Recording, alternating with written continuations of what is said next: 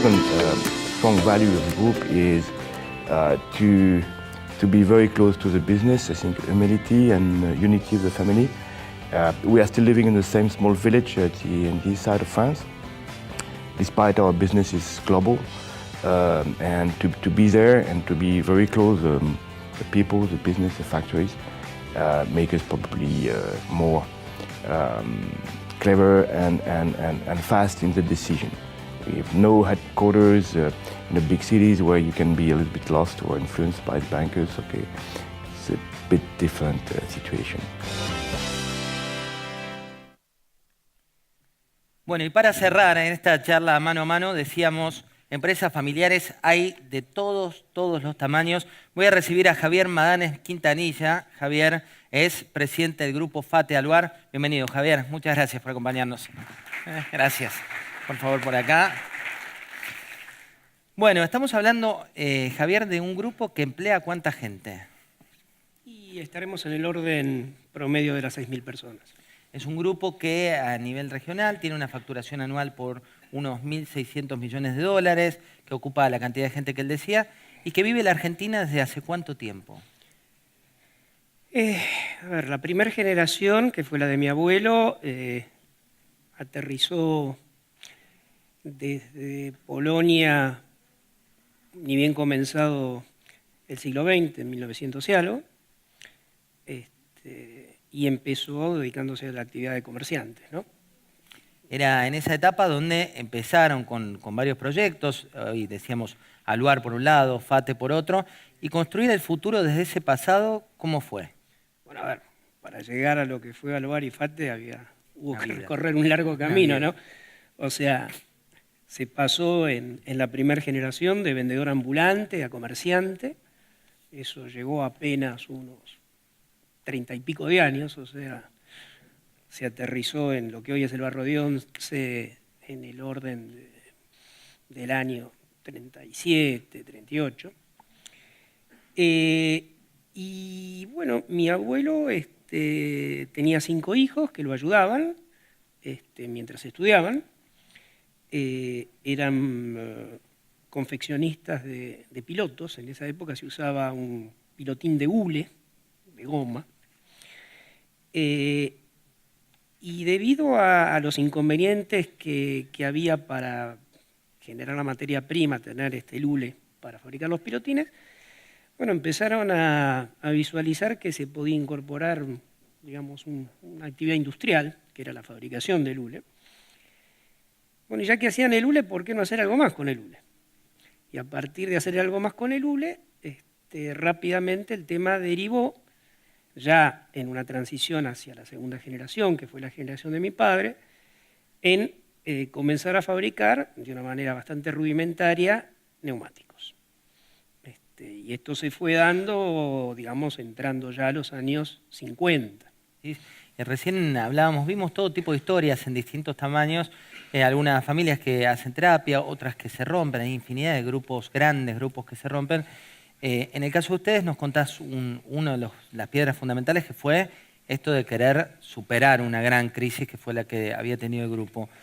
¿Cómo se gesta el futuro desde ese pasado? Digo, ¿cómo lográs hoy proyectar el futuro de la empresa sabiendo que cuando a veces entra un tercero, cuando a veces la familia no se puede romper todo? Bueno, yo hay 3 puntos que trato de permanentemente tener presente y transmitírselo a mis hijos, ¿no? y a las personas que me acompañan, ¿no?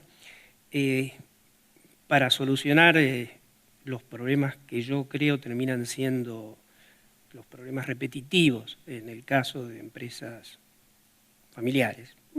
También ocurren en todos los casos, pero esencialmente en los casos de empresas familiares. Primero es tener muy en claro el concepto de la finitud. Que cuesta ese concepto, ¿no? Uno se cree inmortal. Uno se cree inmortal. Pero pasan los años, crecen los hijos y te vas dando cuenta que...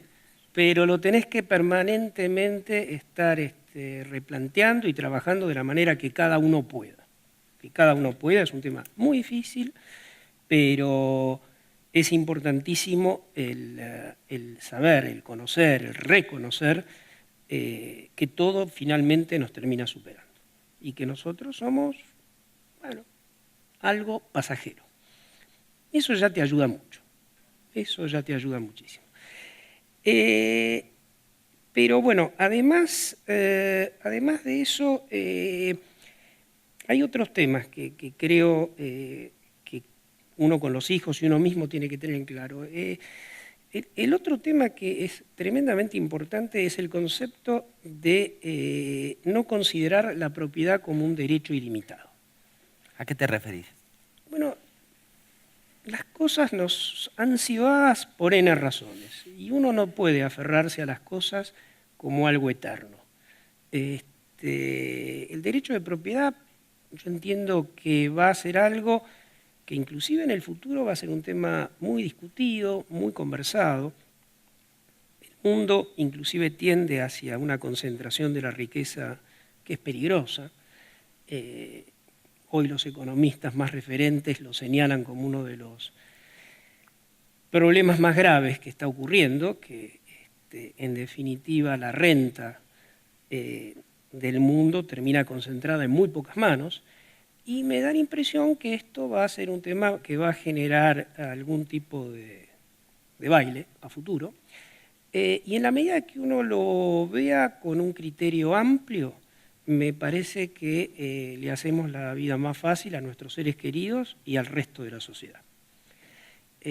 Con esto no quiero decir que tengamos que salir a hacer una redistribución total de la riqueza, pero sí a asignarle a la propiedad su valor real, y no fomentar la acumulación de capital de una manera infinita, y tratar de entender que vivimos, bueno, esencialmente en función de nuestra relación con la gente y no nuestra relación con los bienes. Javier, hablando un poco y saliendo un minutito del capítulo Empresas Familiares, hoy a partir de la investigación de Diego Cabote en La Nación, de los cuadernos y demás cosas, el rol del empresariado vuelve a estar muy activo, con críticas muy profundas. ¿Cuál es tu opinión, digamos, de cuál debería ser el rol del empresariado? ¿Cuál es hoy el rol del empresariado? Yo creo que el rol del empresariado fue siempre el mismo y va a ser siempre el mismo. Que de repente te toque que se te meta un zorro en el gallinero no debiera cambiarte el concepto de ser un buen granjero.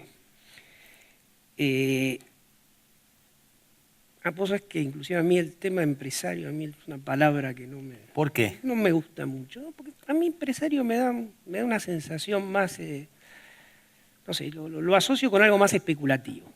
Entonces a mí yo prefiero hablar más de industriales o según la actividad que cada uno desarrolle, darle una terminología diferente. Pero está bien, planteémoslo con el concepto de empresarios. Uno tiene una responsabilidad. La responsabilidad que uno tiene es la de conducir una empresa que tiene que, en primer lugar, ocupar gente, dar empleo, tiene que ser sustentable, con lo cual tiene que ser eficiente y productiva. Y ahí es donde uno tiene que tener la capacidad de poder asegurar eso para poder tener permanencia en el tiempo. Si uno no puede ser eficiente y productivo, uno no va a tener permanencia en el tiempo, no va a poder hacer proyectos de largo plazo y esencialmente no va a poder generar empleo. ¿Y cuánto cuesta eso en los momentos, digamos, hoy estamos en un punto de inflexión económico, digo, por más que estemos hablando de otros temas, ¿cuánto cuesta en los momentos de crisis o con tasas del 40% o con una economía que se frena? ¿Y cuán necesario es tomar decisiones difíciles en los momentos de situaciones difíciles? Mira, yo creo que estamos en un punto de inflexión moral más que económico. Creo que estamos, recién lo estamos empezando a entender, pero me parece que el tema pasa más por lo moral, por lo cultural que por lo económico. Nosotros somos un país con privilegio, un tremendo privilegio. Yo te recuerdo, mi familia proviene por el lado paterno de Polonia, de la Europa de las persecuciones, del Holocausto. Por mi lado materno, mi madre vivió toda la guerra civil en España. Esos fueron problemas.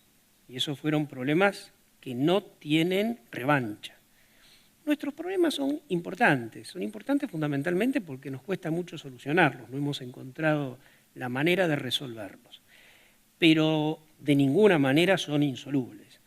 Y yo creo que el rol de quienes estamos en el sector privado, ya sea grandes empresas, por supuesto, con una cuota mayor de responsabilidad, porque somos los que más tenemos que ver con el rol de formadores de precios, pero desde ya quienes dinamizan la economía de una manera más fuerte son las pequeñas y medianas empresas. Así que creo que en conjunto lo que tenemos que tratar es de darle una salida rápida a la caída de todo, de nivel de actividad, de expectativas, de confianza, más allá de cualquier ideología política y del problema circunstancial que estamos viviendo. ¿Qué te quiero decir con esto? Que si esto está pasando por ser un periodo, como algunos economistas dicen, de 1 o 2 trimestres de no crecimiento, no es un tema grave, por supuesto. Lo digo con responsabilidad de llevar adelante. Y con el conocimiento y la tristeza de ver que le pega a los más débiles de una manera mucho más dura, mucho más dura. Ahora, si esto se extiende, si ya estamos hablando de periodos más largos, los problemas nos van a ser mucho más difíciles de solucionar, o sea, a mayor tiempo en encontrar la resolución a los problemas, más difícil va a ser salir de los problemas. Y yo tengo la absoluta convicción de que son problemas menores y que podemos salir de estos problemas si ponemos el hombro fuertemente todos y también salimos un poco de esto tan triste que se ha generado, que es este replanteo que mencionamos recién, ¿no? Este replanteo que tiene más aristas de tipo morales, aristas de tipo culturales, pero creo que es una sociedad que tiene la capacidad de poder resolverlo. Javier, cuando uno mira los grandes grupos argentinos, ¿no? Y seguís la historia en los 80, en los 90, 2000 y ahora en 2018, cada vez quedan menos grupos argentinos tradicionales, de aquellos que pasaban de generación en generación, aquellos que los apellidos son sinónimo de empresa. En Brasil no pasa, en Chile se está gestando una nueva burguesía con una connotación positiva, en Colombia está cambiando. ¿Qué nos está pasando? Que tenemos una gran tendencia a una actitud especulativa. Sobre todo se da en el caso de las empresas más grandes, o sea, de quienes tienen la posibilidad de especular. No todo el mundo tiene la posibilidad de especular. Seguramente hoy una persona que tiene que ir a un banco a tratar de conseguir una línea de crédito al 50%, tiene que ir a una entidad a descontar cheques al 60 o al 70%, lo que menos se le pasa por la cabeza es la posibilidad de especular. Pero hay una gran parte del sector privado que ha tenido y tiene aún la posibilidad de especular. Y yo creo que los argentinos, lamentablemente, hemos tenido una gran tendencia a especular. ¿Qué quiero decir con esto? Que hemos tenido una gran tendencia a tratar de generar renta a través de la ganancia de capital. Y nos hemos olvidado de la renta operacional. Yo escuché a varios de los participantes del encuentro que mencionaban con mucho orgullo, en muchos casos, cómo el tema no pasaba necesariamente por asignarle un valor económico a su empresa. O sea, no pensaban en eso de manera inmediata. Y eso es bárbaro, eso es tremendamente elogiable. Porque lo que están pensando es que la empresa funcione. Eso no significa tener una empresa que pierda dinero o no ser altruista. No, que funcione. Pero no estar permanentemente al acecho de valorizar eso en términos económicos, hacerse de esa caja y dedicarse a invertir en Levax o a pescar truchas. Bueno, en la medida que podamos recuperar eso, yo creo que nos vamos a asemejar más al modelo que vos mencionás, al modelo brasilero, al modelo chileno. Pero nos hemos olvidado un poco de eso. La última, si hablamos de futuro, ¿no? Futuro para uno de los grandes grupos argentinos, para uno de los grandes grupos económicos locales, ¿Cómo se construye? Yo creo que se tiene que construir por la propia voluntad de los que vienen. O sea, lo que no se va a construir por mandato. En mi caso personal, de ninguna manera yo fomento o fuerzo o sugiero lo que tienen que hacer los que vienen detrás mío. Ellos tendrán que hacer lo que les parezca mejor. Si no lo hacen con confianza y con convencimiento, no va a servir. Tenemos una sociedad que es inteligente, tenemos un nivel académico sorprendentemente bueno a pesar de la desinversión que ha habido en materia de educación en los últimos años. Así que materia gris no nos falta. Yo tengo plena confianza en que las generaciones que vienen son generaciones que están perfectamente capacitadas para hacer que estos años, que pueden ser muchos, es cierto, se habla de 70 años o tal vez más, de un ciclo triste en la historia argentina. Pero yo veo a los jóvenes y los jóvenes tienen un potencial tremendo y son valiosísimos y reconocidos en el exterior. Así que lo veo con mucha confianza, pero sin forzarlos. O sea que la creatividad la liberen, no tienen por qué hacer lo que hicieron los padres o los abuelos, o tal vez sí, si es su decisión, pero que pongan todo ese potencial en marcha y arremetan, y se olviden de los 4 o 5 delincuentes que han ensuciado a toda la sociedad argentina. Arrancamos muy temprano, a las 9:30 de la mañana. Un trabajo que ustedes lo ven en estas horas que compartimos, pero que tiene mucha gente atrás, mucha gente pensando. Está el equipo de eventos de La Nación, con Dani Valeta a la cabeza, está el equipo de Bachi Márquez Peña, está el equipo de Carla Quiroga, que le pone ideas, creatividad, y detrás de escena dice: esto es lo que tenemos que hacer para cambiar. El equipo de Iguay, que nos ayudó también a gestar todos estos paneles con los cuales estuvimos trabajando. Pero sobre todo está trascender. Trascender, que arrancó temprano esta mañana cuando veíamos matrimonios. Te vi ahí sentado en la primera fila con mucha atención. Romances, pero sobre todo pasión. Pasión que pasa por la idea de tratar de superar obstáculos en una Argentina que te lo genera permanentemente, pero que se convierten en familias que van creciendo y familias que dan trabajo a otras familias y que recuperan la esencia de lo que es ser empresario o el nombre que le querramos poner. Después nos metimos con las herramientas, con la idea esta de crear una marca, crear futuro, crear proyectos, cómo financiarlos en un contexto muy, pero muy complicado para muchas pequeñas y medianas empresas, y también cómo gestionarlos, ¿no? Cómo evitar que esta maldición, como le dicen algunos, de la tercera generación se convierta en realidad y llegue a la cuarta, la quinta, las peleas entre Ana María y Mariano que hacen tan rico a Gieso en el día de hoy. Después subimos con la visión de los CEOs, CEOs que hay que lidiar también a veces con un management familiar donde el hijo es la empresa y el padre de golpe tiene al cuñado, ¿no? ¿Cómo sería el CEO dentro de esta familia, gran familia? Y ahí nos decían, la verdad es que no son simples de gestionar en las empresas familiares porque hay tanta pasión ahí metida, tanta pasión que a veces el CEO tiene que poner determinados frenos. Los padres y los hijos, el amor que se ve en algunas miradas, uno se lo lleva más allá de estas 3 horas y también tiene que ver con compartir. Lo decía Mariano cuando decía lo dulce, lo complejo, lo decía también la familia de papelera de San Antonio Giles cuando hablaban de esto de en casa se sigue hablando del tema y es imposible que no se hable. El tema es cómo profesionalizar para que después las decisiones no afecten por cuestiones subjetivas. Pasamos por la resiliencia y esperamos que ese panel que fue idea de Carla Quiroga sirva para todos aquellos que hoy se creen inmortales. Como decía Javier, somos finitos, lamentablemente. Y cerramos con esta idea que me quedo con 2 frases puntuales de la infinidad de títulos que nos ha dado Javier Maganes Quintanilla. Los que vienen no van a gestionar por mandato, sépanlo, sépanlo todos. Y también que 5 de esos piratas de siempre no embarren el futuro que es el de la Argentina. Muchas gracias. Muchas gracias.